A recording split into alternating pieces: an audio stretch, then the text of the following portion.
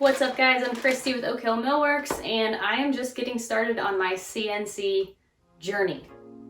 Here goes.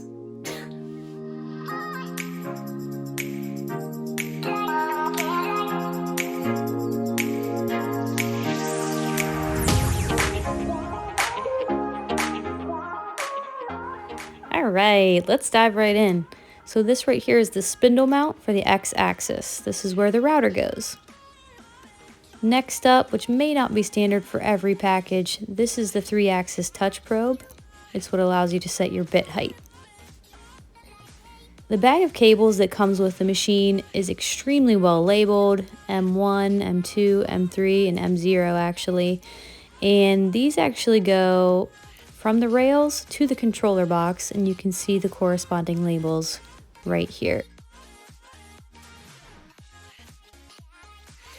So one thing I noticed when unboxing the Onefinity is that it doesn't actually come with instructions. That hurts my heart a little bit because I love written out instructions. It just helps me process what needs to happen. But as it turns out, everything that comes in this package is extremely well labeled, and if you can match things, you can set it up. I guess they didn't really need to include instructions. Maybe that's why. As a beginner receiving this CNC, I'm trying to understand how many plugs I might need, because electricity is usually something that those of us who are working out of our garages, it can sometimes be an issue that we have to consider. So what I can see here, there's one plug for the main power box, a plug that you're going to use for your monitor.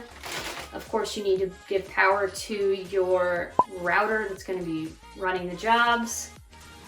And so that's 3 plugs. What else? Oh, shop vac. You're going to need dust collection, so that's another plug. So you need to have at least outlets that can fit 4 plugs to get this up and running.